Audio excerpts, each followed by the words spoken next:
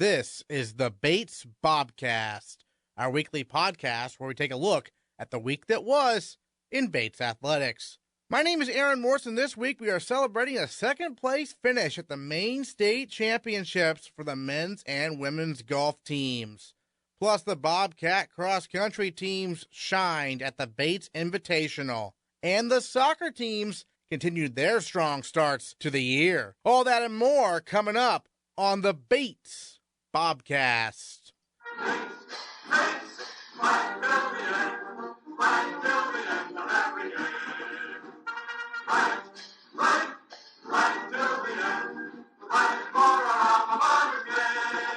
The football team fell 41-17 at Amherst on Saturday to begin the season. The Bobcats were only down 6-0 at the end of the first quarter, but big plays from the Mammoths allowed the home team to pull away in the second and third quarters of action. Bates scored the final 14 points of the game, thanks to touchdown runs from junior Tyler Baum and first-year Jason Lopez. Senior Grant DeWald added a career-long 38-yard field goal as time expired in the first half.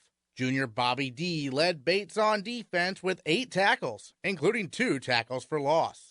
Head coach Mark Harriman recaps the season opener. Coach, the first quarter, pretty even battle for quite a while there, but what looked like, foreshadowing what was to come, a big play with that long touchdown pass where the safety fell over, allowed Amherst to get on the board, and that was kind of the theme of the night, of the afternoon, if you will, was big plays, it seemed like. Yeah, honestly, it was probably a lack of our ability to stop their big plays and our lack of ability to make big plays. I mean, we moved the ball well at times offensively, shot ourselves in the foot a bunch of times, a couple of penalties on third down that put us back, actually one on first down that put us back as well, and it just, we need to stay on track better that way. The positives from the offensive side of the ball, we were 2 for 2 in the red zone, and our third down efficiency was very good, and those are two of the goals that we had going into the season. So I was happy with that. We've talked about consistency numerous times, and we need to be a lot more consistent on that side of the ball. Defensively, we just got to limit big plays. I mean, we got to do a better job tackling. I think some of it's fundamentals that we'll work hard on this week, and some of it's just making sure. I think guys need to understand, some of the young guys that are playing there need to understand where they fit in the scheme. Anytime you get explosive players one-on-one, it can be not always a great thing for the defense, and we ended up in a couple of those situations on Saturday. And then a couple of guys got their first career touchdowns, Tyler Baum and then Jason Lopez off the bench there in the fourth quarter. I thought the option play at the goal line with Baum is how you want to draw it up every time, right?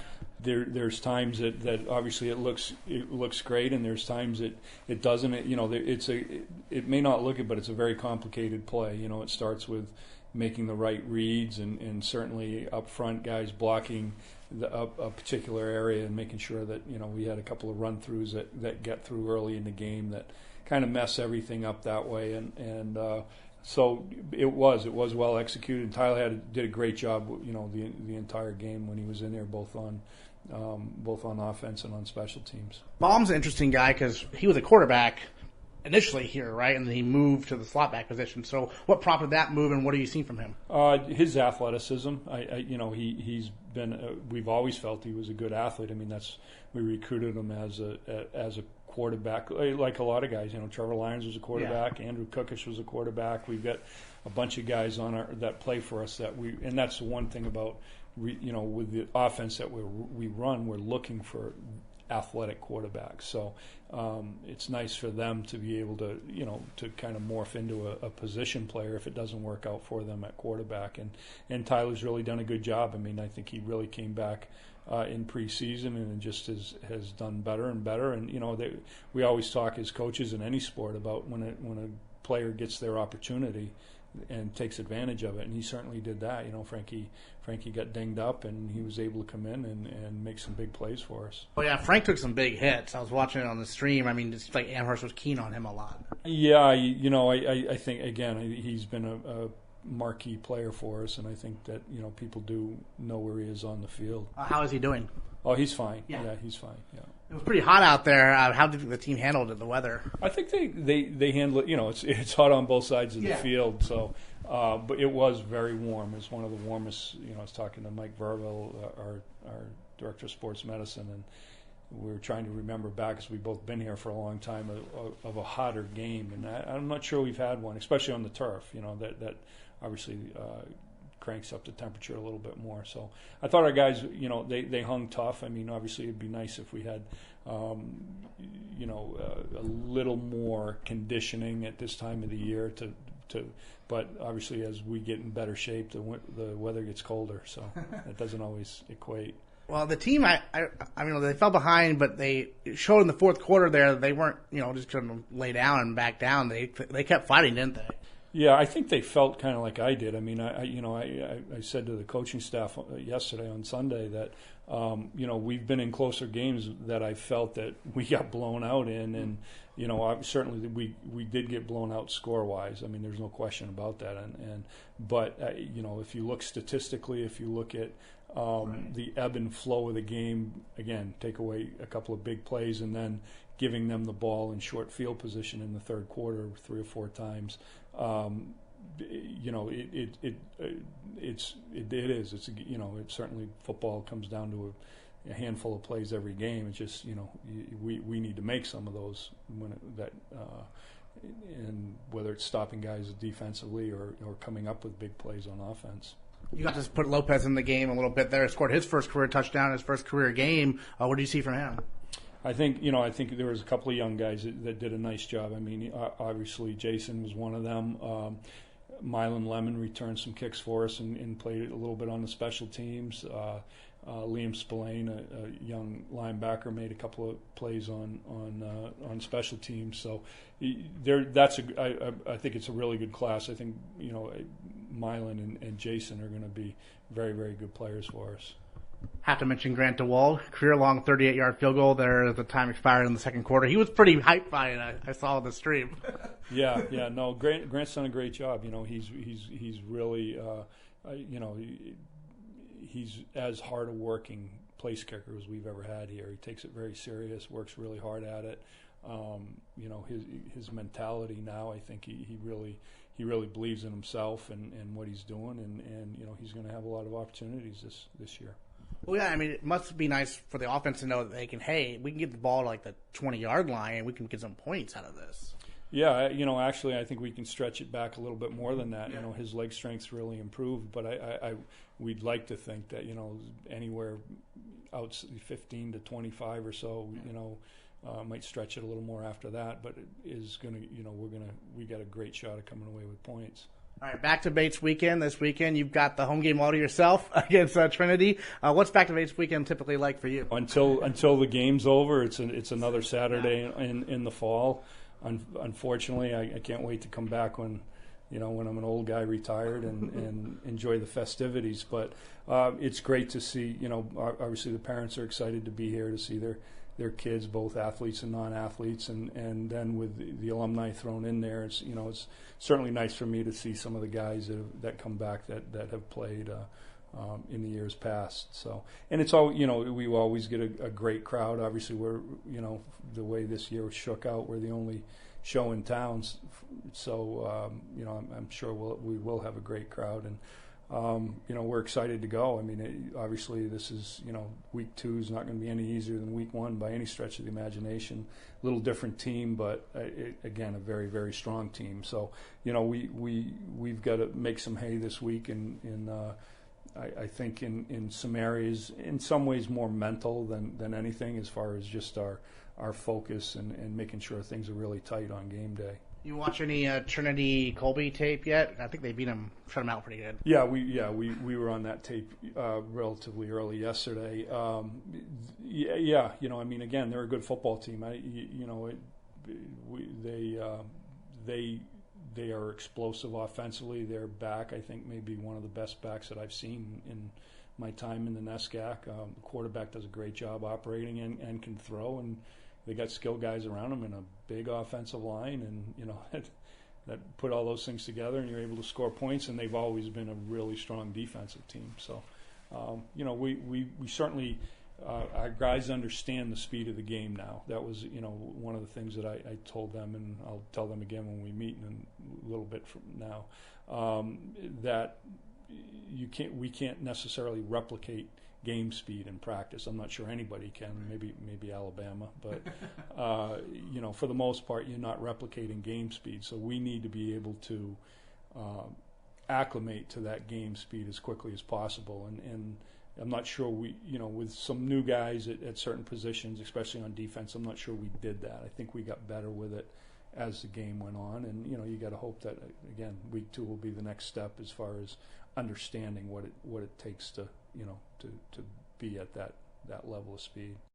The volleyball team defeated Southern Maine in their home opener on Tuesday by a score of 3-1, but they fell 3-0 at Tufts on Friday and 3-1 at Bowdoin on Saturday. They will look to get back on the winning track Friday when they visit Colby. The men's soccer team got its week off to a strong start with a 3-1 victory over the University of New England Wednesday on Garcelon Field in the Bobcats' home opener. Senior Nate Merchant scored a pair of late goals to help Bates pull away. It's just the team belief, just keeping working hard and connecting passes, and luckily a few times in their quarter of the field, it just kind of fell through, and then I sort of came and grabbed it and took it towards the goal. Well, your second goal, that was just a rocket you fired in there, huh? Yeah, I just kind of laid it right to my feet, and I said, I'm close enough, might as well just hit it. Now, they got on the board first in this game after that yellow card on Ben, but you guys wasted no time, and Ben got the equalizer, so how cool was that to see him get the goal? Yeah, it was great. I mean, just that response from the team just shows who we are and the character that we have. To go down 1-0 at home in our home opener, it takes a shot to our ego, but just to get back out there and just keep doing what we're doing and score maybe a minute, 2 minutes later was huge for us, so yeah. The Bobcats traveled to Newberry College on Saturday and won yet again by a score of 3-1, moving their record to 3-0 on the season. Sophomore Austin Sansone scored his first career goal in the victory. It was the end of the game. We were up 2-0, and they came back, and they kind of had a guy who was able to play around a little, and he got one in on our net. So it was 2-1 with about 10 minutes left, and I'd been told to warm up. And with about 6 minutes left, I went in with Eli, one of our other freshmen, and the goal came off a corner kick. I don't remember exactly who got the shot off that deflected for the corner, but Morgan Dewdney, one of our juniors, swung it in. It was a little shorter. It was towards the front post where I had run, and I saw it coming in, and I kind of just saw it starting to go almost by me. And I didn't really get what you'd call, I guess, a clean hit, like in soccer, off the foot, head, whatever. So I kind of just stuck out my hip out almost and got it off my leg and into the net. And it was just, I don't know, pure ecstasy, really. Team's off to a great start, 3-0 record so far. Scoring a lot of goals this year must be nice to see, because last year I know sometimes there were some struggles on offense. Goals are great. Yeah. Winning's even better. So we're all really thrilled to our start, but we're also not really going to let it go to our head. We know that we've only had one NESCAC opponent so far, and we know there's 2 coming up this weekend, 2 very good opponents, and that's what we're focused on. First game, Wesleyan, and then Williams after that, but one at a time. Right. Well, back-to-back road matches there. As you mentioned, 2 tough opponents, and so I know you got this experience last year. How have you applied it now to this year? It's even the small things to the big things. So getting used to being on a bus for 8 hours to Hamilton, even, it's good for the freshmen who got to do that, because they're a little more prepared. I mean, to bring some work with you, to bring something so you're comfortable, so you can get some rest on the bus. You know how to prepare yourself. You know what to eat. You know how to sleep, to get your sleep, how to hydrate effectively almost. And it's kind of just setting yourself up for success, I feel like. I mean, last year there was a little bit of a learning curve coming in, but you know what? Our seniors last year and this year are really amazing, and showing the younger guys what to do to prepare themselves so they can set themselves up for success the best they can. You're from New York. How'd you first learn about Bates? How did you decide to come up here? Well, coming out of high school, I kind of knew that I wanted a small liberal arts kind of environment for my college, and I hadn't heard of Bates to begin with, and I started looking at a few NESCAC schools, and my club coach for soccer actually is an old friend of Stu, and he said, I know this is the kind of college you're looking for. I think you should check out Bates. One of my good buddies coaches there, and it could be a good fit for you. And Stu ended up coming to one of our practices where it was actually, we scrimmaged another team in our club where another one of my teammates in my year, Liam Goldfarb, was on the other team. And I think that's where Stu first saw both of us play, of all places, on Roosevelt Island in New York City. So it's kind of a funny place of all places to see. But after that, I told him I wanted to come up and check the school out. I came in August going into my senior year, I believe, and it was my first time in Maine, let alone Bates, and it was just beautiful. I couldn't believe it. Stu gave us a great, talk to me for, almost 2 hours. It was amazing. And I had never had that kind of, attention from someone, and it really made me feel like he wanted me here. And, man, am I happy I am here. After falling 2-0 at Babson on Saturday, the women's soccer team bounced back in convincing fashion, outshooting the University of New England 32-8 in a 2-0 victory on Sunday. Junior Olivia Amdur and sophomore Riley Turcott found the back of the net in the win. Head coach Kelsy Ross was pleased with the effort. This has become a really fun in-state rivalry. It's a nice competitive non-conference matchup. I think today it was about redemption, sort of our word for the year. We wanted to come back to our first home game after the loss down at Babson and redeem ourselves. Not just in the result, but in the way we played. Liv and Turcott had the goals. Nice work by McCarnes there to set up Turcott, wasn't it? Absolutely, and Cass is a workhorse for us through the midfield. What she lacks in size, she makes up for in her soccer IQ, and her ability, again, to thread passes through defenders into those forwards is really just undeniably important for the way we're going to be successable. Returning to NESCAC play now, a couple non-conference matches, that's a good way to keep things fresh going back into NESCAC play, right? Absolutely. This doubleheader weekend is not by chance. Yeah. So as we look ahead to next week, we'll get really excited to get back on the road and hopefully take care of business at Wesleyan and then Williams. The field hockey team dropped a 1-0 heartbreaker to Bowdoin in overtime on Wednesday before knocking off Maine Farmington by a count of 3-0 on Saturday. Saturday's game celebrated the 50th year of field hockey at Bates College.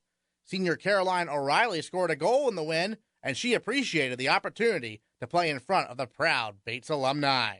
It was awesome. It was really special to play in front of some more recent alums that we've played with before and also ones that date back to the beginning of the field hockey program, and it was just really incredible to get the win in front of them. Did Coach Ryder say much about what it means for it to be the 50th year and everything like that? Yeah, I mean, it's really special. The start of the program 50 years ago, it was really incredibly successful, and so I think it's really nice to see that we're coming back to that really successful program after they set such a strong foundation for it. You were able to score a goal, set it up for us.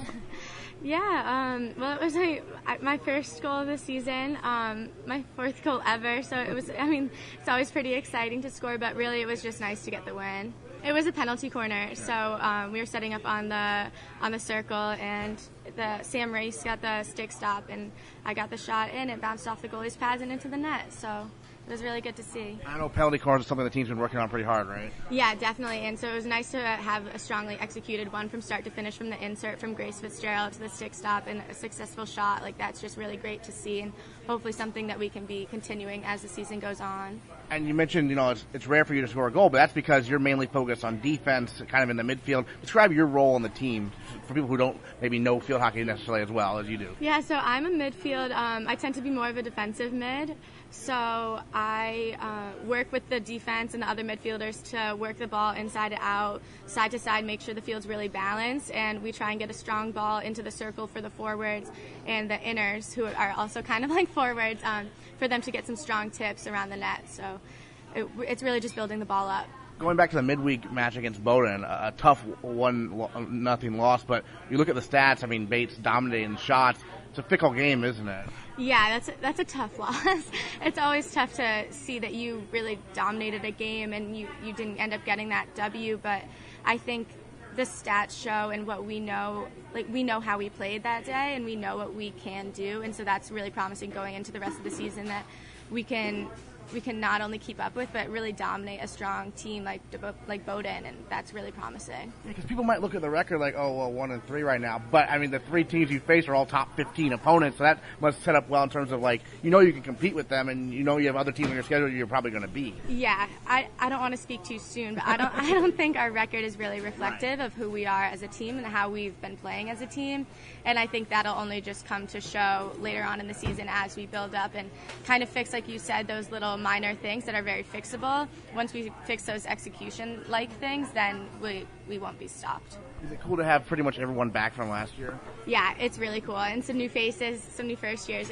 It's really fun because we've just been playing together. It's awesome, really. Well, you touched on the first years. A couple of them gained significant minutes I saw out there. So what have you been telling them about what it takes to succeed, at the college level? Yeah, well, they came in really strong. They didn't miss a beat, really. I feel like since we've been playing together and we didn't lose anyone, they just found their own roles on the team. It's not like they were trying to fill in any roles that didn't exist, really. So they came in and they're playing as themselves, and they fit really well into the Bates field hockey mentality. Great. So, thoughts on the win on Saturday and how it hopefully will propel the team forward? I think it's a momentum builder, and now that we have that win, I think that we will be really strong going into the rest of the season. We know what it takes to win and how to do it now, and it'll only go up from here. Bates hosts Thomas College this Wednesday at 7 o'clock on Campus Avenue Field.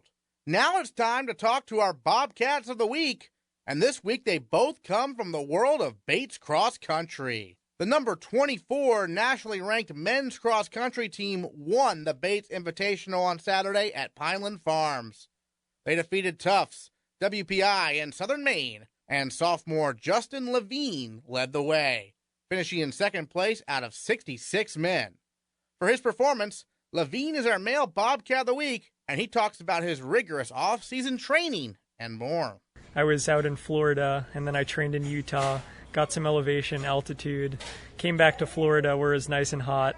So this race was a very hot race, very humid, definitely ready for it, and we came out strong and stayed strong. Yeah, and you're from Florida originally, but you went to school for 2 years in Utah before coming to Bates, and you told me it's a triathlon-specific school. How does the school work? Yeah, so instead of a regular PE type system, we have a class where it's 2 periods long instead of 1, and we either go on a bike, run, or swim every day. I was in what was called Elite PE, so we'd wake up at like 5:30 in the morning, go on either a 20-mile bike ride, 7-mile trail run, or a mile swim. And we eventually trained for a half Ironman that we did in Palm Springs, California. Right, I saw that. You completed a half Ironman, right? Yeah. What was that experience like? It was great, very long. It's about 7 hours. I was 17, so that's the longest I could do at the age. Okay. Have you ever considered doing a full Ironman? Definitely, when I'm older. So after all this training, a cross-country meet at Pineland Farms must be like routine for you, right? Pineland is it's a very hard course. Definitely one of the tougher ones in NESCAC. Colby has a very strong course, but we're running NESCACs there. So it was great. We definitely perform best on our home course, even though it's difficult since we do our own workouts there. So we're really excited about upcoming NESCACs. And how does training at elevation like you did in Utah help you? So training at elevation, definitely the lung capacity, you're able to get in a lot more oxygen. Same with actually the heat in Florida. Just running at different, what one would call terrible conditions makes you ready for anything, and thus, you're ready for a hot day in Maine. The team seems to be off to a really strong start. You're number 24 national ranking right now and all that. But, I know last year you guys did not make nationals, but it seems like this year you guys have a lot of depth of possibility of making it. Yeah, definitely the goal, especially with the captains, Zach and Ben. We've addressed the goal is definitely nationals this year to get a berth. We went down to Louisville this year. We travel once a year. This year we're going up to New York in 2 weeks. So that'll be a good chance to see where we rank with other teams, good competitive teams in the nation. But definitely the goal is to make it to nationals. And then what's the team dynamic like? Because it's a pretty big team, Yeah, we actually have a huge team this year. We have 11 incoming freshmen that just joined. My sophomore class has 9, so a very large team with a youth perspective. So we're definitely going to keep getting better. We have 34 runners in total, and top 7 will compete, top 5 will score at the big meets. So that's a lot of competition within the team. So how does that go? Yeah, so everyone that's on the team is definitely a dedicated runner, and we all want the best for each other. So, we're racing against ourselves, we're racing against other teams, we're also racing with our teammates. We try to stay in packs and work together rather than against each other. Pack mentality is very important, right? Yeah, definitely. Even this past race, I stayed with Captain Zach, Ben, and Steve, one of the other runners. We tried to stay up together in the front as long as possible before we broke off. It's just a lot easier to run together. Would you say this past weekend was the best race you've run as a collegiate athlete? Yes, definitely for cross country. I had a good track race last year at States Outdoors where I had a great performance. But other than that one, definitely cross country. This is my best. How does participating in track help you in cross country? Because you're active all 3 sports seasons. Yeah, so we run about 11 months out of the year, so pretty much the entire year. And track is great because it builds the speed aspect. Cross country builds the endurance and toughness. So when you do all 3, which is recommended, they help one another. Each sport, kind of feeds off the next.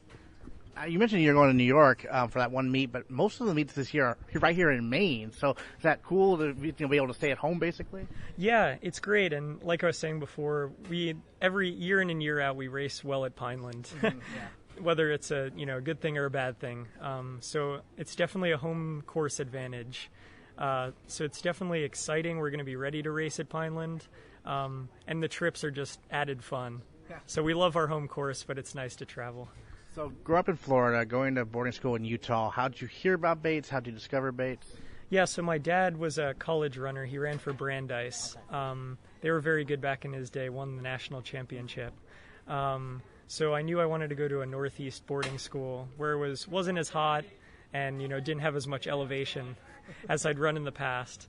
And Bates, I just heard, was a great school, and I was really interested in going into a NESCAC. You reach out to Coach Fresh, or he reached out to you? Yeah, so it was 2 ways. Mostly I reached out to Coach initially, and then, of course, he tried to see what he could do to help me out. But really, I loved Bates from the start. I came, and everyone was so nice here, and it just seemed like a great fit. Senior Katherine Cook led the number 25 nationally ranked women's cross-country team to a second-place finish at the Bates Invitational, just behind number 11 Tufts. Cook crossed the finish line first for her first career victory in an official collegiate cross-country race. And she is our female Bobcat of the week. I had been away for the past several months. I went abroad last semester. So this was, it was a good way to start off the season. It's not what I was expecting, but I suppose it was a nice confidence boost. When you crossed the finish line, you probably knew you'd won at that point because you knew no one was ahead of you. Because cross country, everyone's spread out a little bit, but you probably knew, right? Yeah. Well, actually, I was getting a little bit worried because, because I was with people until the very last 400, and I was in a state where I just didn't know where on the course they were. So.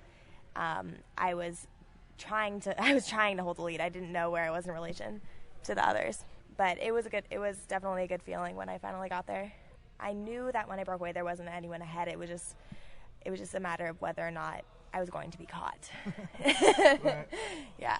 So you were not caught, so you got the victory. You mentioned you studied abroad. How were you able to, keep up the focus on the training, if at all? I mean, when you're abroad, it must be tough, right? Oh my gosh, yes. So I was in Kathmandu, which is beautiful and incredible, but not ideal running conditions.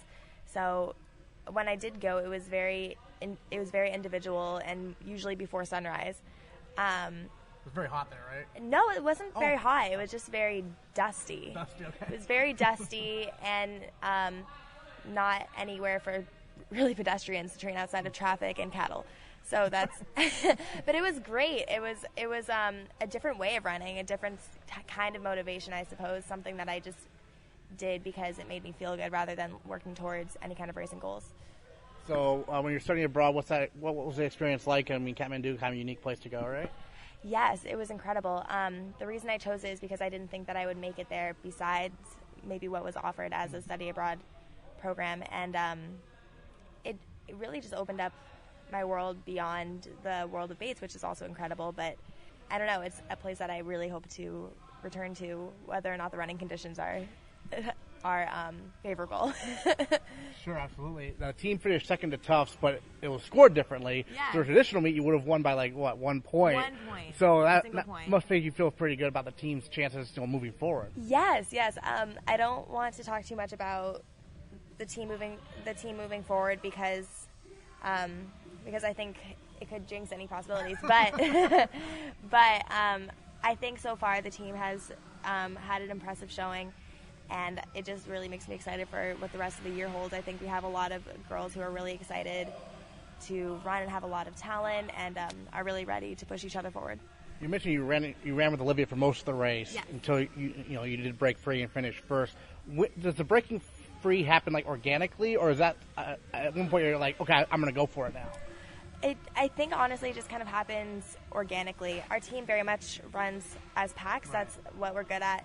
And really, it just depends. Typically, if someone has a little bit more left in the race, they try to go for it. So it could have just as easily been switched the other way. Like, for example, it could happen next week that a teammate of mine could have more left at the end, and they could go ahead, and I could try to stay. But that's the great part about a team, I suppose, is that people have their moments on different days, and if someone's feeling good that day, then they can hopefully carry the other people forward. How do you see some of the younger runners acclimating to the team, like the first years and everything? They seem to be acclimating really well. Everyone seems to be bringing their own individuality and their own motivations and excitements towards the team, and it really reminds me that it's not a team of one personality and one motivation. It's like a funky puzzle that that it makes us work in a weird way, and I think our team is really unique and special because of that. The men's and women's golf teams both finished second at the Maine State Championships over the weekend. The women finished ahead of Husson and behind Bowdoin. Meanwhile, the men finished ahead of 8 other schools, including Colby and Bowdoin. The Bobcats' best finish at the Maine State Championships in more than a decade. Sophomore Julien Lewin paced the men with an 11th place finish out of 50 individuals, and first-year Brittany Seipp led the women's team both days. They joined the Bobcast to talk some golf and the home course advantage of Martindale Country Club. Hosting it was a very big advantage. Having known the course definitely helped out. Knowing the greens was a big advantage over other teams. I'd say that Martindale's greens are some of the trickiest in Maine that I've played, and the coaches both agree. So I think that knowing them and playing them almost every single day makes a huge advantage. And Brittany, you're a first year, got to compete there, some competition there against Bowdoin and Husson and everything. How'd it go for you? Obviously, you were the low scorer for the team. Must have been pretty comfortable on the course you've been practicing on. Yeah, I mean, we've only had a few practices before the tournament, so I didn't have that much of an advantage against my opponents. But yeah, definitely knowing it a little bit helped a lot. I'm finally comfortable now. I've kind of adapted to the whole college life now, so I think this weekend was a lot better. Well, it was a great chance for the first years because I know Kelly had a wedding she had to go to, so she wasn't there. And you're a senior captain, so what was that like to have 3 first years and then the junior captain, Chelsea? Yeah, Kelly's a huge part of our team. She's pretty much been the number one for a while now, so I feel like her being away for the wedding, we had to step up as first years and kind of hold the team this weekend. Julien, for you, you had a good midweek performance as well, and so what's been really clicking for you in general? I worked with Nick a little bit earlier this week, and I came off of the summer practicing a lot with my coach back home. So I think that the combination of working a lot this summer and then putting in a lot of work before the tournaments helped a lot and helped solidify my game. All right, so I got to ask you, you're from Seattle. I'm also from Seattle, so I got to ask you how you ended up across the country. Well, I went to a smaller private school similar to Bates for high school, and so I was very interested in continuing that tradition, or whatever you'd like to say, for college. And so I had a college advisor who also went to a smaller private school. And I looked at schools in the NESCAC regions like Middlebury, Bates, and the other ones. And so after I visited Bates, I knew that was the one for me. And so I applied, and here I am. What did you learn last year as a first year? I mean, obviously you had a good leader there, Brad and Alex as well. Yeah, Brad and Alex were very interesting people, and I think that the combination of their unique personalities made the team something very special. And obviously it's sad that they're gone, but their tradition continues now, and I think that it's very rooted into our team right now. And so they still live with us and inspire us to play better on the course. Great. And then for you, your first year from New York, so how did you come up north when you first hear about Bates? Well, I knew from the start that I wanted a small liberal arts school. I knew from since junior year that I wanted to major potentially in neuroscience and art, and I feel like a small liberal arts school would allow me to do that. So immediately I went towards the NESCAC schools. And then in January of my senior year, I did an overnight at Bates, and I met the golf coach, and I just fell in love with the school and knew this is where I wanted to go. When did you first pick up a golf club? Well, I picked up a golf club at a really young age, like 5 or something, but I never really took it seriously until, my freshman year of high school. Yeah. And so throughout your time in high school, were you thinking about possibly playing in college? Yeah, I started on the varsity golf team at my high school in 7th grade, so I played a lot, and my mom kept telling me, if you, develop good golf skills, you can play in college, and that's always been in the back of my head. And when did you pick up a golf club first? I probably first picked up a golf club around 6 or 7 years old when my mom wanted me to stop shouting around the house, and so she took me to the driving range where someone can't shout and stuck a club to beat a ball with in my hands, and so that's how I picked it up. And then I competitively started in 9th grade, starting for my varsity high school team, and then an extracurricular state organization, and then junior year I started playing a little bit of national golf. Great. And for you getting this chance to play at the main state championships, what was that experience like in general in terms of the level of competition you saw out there? Yeah, the competition was pretty tough. In high school, it wasn't as serious or anything, and you only played 9 holes for one day. So playing 36 holes in 2 days was definitely a big change, and I have to stop getting tired after 18 holes. Right. But yeah. Yeah, the competition's hard. Bowdoin's a really good team. So. Yeah, people don't think of golf as an endurance challenge, but it really is. No, yeah, it's actually a lot of work, and carrying around a bag for 5-6 hours, it's hard. Yeah, probably no golf carts or anything. No, not at all. The course is very hilly, so you have to make sure that you're in good condition before, eat a good breakfast, have a good rest of the night before. So, yeah, all important. Is endurance definitely something that you've worked on also? Because, it is over the course of 2 days, as you mentioned. Yeah, I go to the gym a little bit. I work out just to keep my body in good health for golf. But I think that the most important, working out part of golf is the core, and then also making sure that your cardio levels are up so that when you're on the course and having to, walk up these big hills and down and all that stuff, that you're able to get to the ball and not be breathing at 100 beats per minute.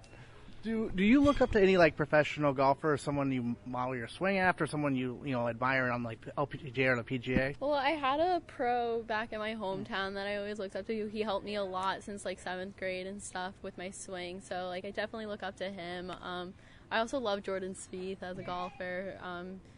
Phil Mickelson, they're all great. But yeah, there's no one too particular in mind. Okay.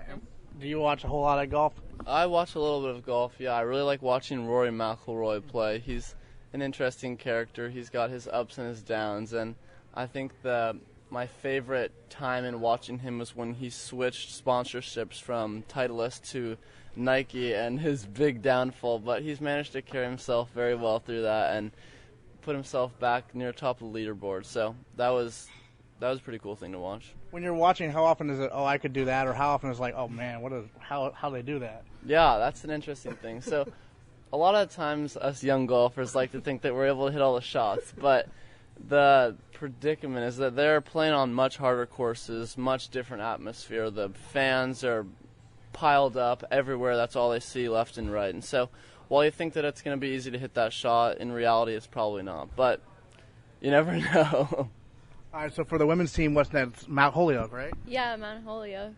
Any of the elderclassmen told you about this course? They told me it was a fun course to play on. It was a fun round last year, but don't know too much about it. What's it like going into a course blind? It's definitely a little nerve-wracking. You kind of want to get to the tournament a lot ahead of time, so you can work on the greens, see what they're like, and go to the range, make sure your swing's all good. But yeah. I don't know. Excellent. And then, Julien, next for the men's team, obviously you've got the Huston Invitational, but I know you're all thinking about that CBB because you barely edged Colby. That was pretty dramatic this weekend, wasn't it? Yeah, it was. We had them by, I think, one stroke that was. So that really goes to show that every shot on the course counts and that you can't let the humidity or the pressure or the opponents that you're playing with or even the parents or fans that are there affect you at all. You need to really make sure that you're 100% involved and focus on that shot, and you can't be thinking about, I need this score or that. I really like to go by the process and thinking that when you go up to a shot and you're approaching the ball from taking practice swings, you're thinking about the process and how the only thing that can affect your shot is your swing and your swing only. So that's the biggest thing to think of. All right, excellent. Well, Julien, Brittany, thanks so much. A pair of second-place finishes for the golf teams at the Main State Championships. Thanks for joining us. Thank you. Thank you. The women's tennis team got its fall season underway over the weekend with a new event, a Wallach Invitational with only doubles matches. The Bobcats finished with an overall record of 7-5 over the course of 2 days, and the men opened their fall season this Wednesday at the Middlebury Invitational. Head coach Paul Gastonguay talks all things Bates tennis. We've been wanting to add an event for the women and host an event at Bates for several years now. It's just trying to find a window. Middlebury moved their tournament a week later, which sort of created this window, and it's a great opportunity. And we invited several schools from Colby to Babson to Wheaton and Trinity. So we got to test our doubles pairings against other teams instead of just ourselves. So we only have 7 players this fall because we have 3 players abroad in Europe, and it was just a great opportunity. So we only had 3 full teams, and we kind of intermixed the 7th player, and we rotated around to see what our best combinations would be. And so sort of every fall, this is, our approach is, even if we've had set pairings in the past, if they're really successful, we'll try to keep those, but then we always kind of dabble in it in practice, and this gives us an opportunity against other schools to see who's worked hard over the summer and who's developed their doubles game, and maybe create a new better combination. So And also a chance for you to see the first years in action for the first time. Who, first of all, are our first years, and what do you notice? Well, we've got Crudy, who's 6 feet tall, and I'm really excited about. She's a great volleyer, great transition player, and she played some really solid doubles this weekend. Hannah Sweeney is a really established junior player who just a gritty player, very strong. Hasn't played a ton of doubles, but over the course of the weekend really developed and was very coachable and got better and better as the weekend went along. And then Haley Washington, really excited about. She's got just this huge serve and big forehand, and she did some really good stuff. And it was kind of fun because we got to mix the upperclassmen with the first years and sort of give them a mentor on how to play doubles, and we tried a lot of different combos, and I was very impressed with the way our sophomores played as well. Lauren Hernandez and Susie, who missed the whole season last year with a back injury, was back full force, and I was just thrilled to see the level for play. And of course we have Maisie, who is our team leader and a very high level player, and so very, very excited about our team this year. Doubles more of an adjustment period sometimes? Doubles is a totally different game, and you can be a good singles player and not really get doubles. Mm-hmm. Doubles takes a mentality of, like a Lauren Hernandez is just a pure athlete and wasn't as established as a junior player, but I saw this in her when I was recruiting her, and she is just a phenomenal doubles player. I mean, she roams the net looking for the ball and knocks it down, and is super aggressive, and really worked hard this summer on her game to get to the next level. So really excited about the way she's playing right now. Terrific. And then men's tennis gets underway this weekend at Middlebury for the Middlebury Invitational. I know there was a lot of success there last year in terms of doubles and some singles players as well. But what are you looking forward to most this weekend? Same kind of situation. We've done a lot of intra-squad matches with the men over the last week or so, and we've had opportunities to kind of get a order of the lineup and see who's improved over the summer. And So definitely, we have some sophomores who've really worked hard and are playing some excellent ball, which is exciting because a couple of them dabbled in the lineup a little bit last year, but they're playing a much higher level, which is exciting. And give us a chance to see them in action against other players. There's 4 draws, A, B, C, D. So we put 2 players in each draw. And then doubles is 2 draws with 2 teams in each draw. So we'll get a chance to see where we're at, and we're going to just play some doubles today and tomorrow to figure out, what our best options are for the weekend. And then, we'll probably tweak it before the next event at ITAs. So, it's a year-long approach, and, I used to look at it very differently when I first started coaching that, it's about a process over the year, and we're trying to improve every day. And, if we have to adjust things, I'm not going to lock a team in for the year just because they had a good tournament. We're going to do what's best for the team. In terms of the men's team, Ben Rosen's talked about this. There's so much competition to be in the lineup in the spring. So this is going to be a great opportunity, right, for some people who may not play in the spring to get some competitive experience. Right, and this is what we look at. Who came back ready, and who did the work, and who's ready to perform, and who, improved their level, because it has to be a year-round pursuit to compete for a national championship, which we're trying to do. It takes year-round work, and if you rest in the summer and don't do what you need to do, other players are going to surpass you, and they do it in a supportive, loving way, but we ask them to beat each other up, and that's what makes their teammates better by really bringing their best and saying, okay, now you bring your best, and we'll see who survives this match today, and that pressure cooker keeps improving our level. How's Ben looking entering his senior year here? Phenomenal. You can't say enough about Ben. He always does the right thing over the summer. He had an internship, but he also found a way to play tournaments and won another silver ball. And the exciting thing is he played doubles with Josh Schleiner, our other senior captain, and they won a bronze ball, beating a couple D1 teams and some pros along the way. So it's exciting. I mean, when your players are passionate about getting better, then they find the time to do the work, and it's not a task for them. It's something they love to do, and you can see it in their play. So it's exciting when you have a bunch of guys and girls who just really love working and competing, and that's where we're at. It's a really good culture right now. So we just got to put our heads down and keep working. We have a long way to go before the spring. So. All right, well, the short but important fall season for men's and women's tennis underway. Paul Gastonguay, thanks so much. You're welcome. Thanks for having me. Next time on the Bates Bobcast, we'll tell you how the football team fares against defending NESCAC champion Trinity this back-to-Bates weekend. They host the Bantams at 1 o'clock Saturday on Garcelon Field. Meanwhile, the soccer and field hockey teams have big NESCAC matches on the road at Wesleyan and Williams. We will recap it all next time on the Bates Bobcast.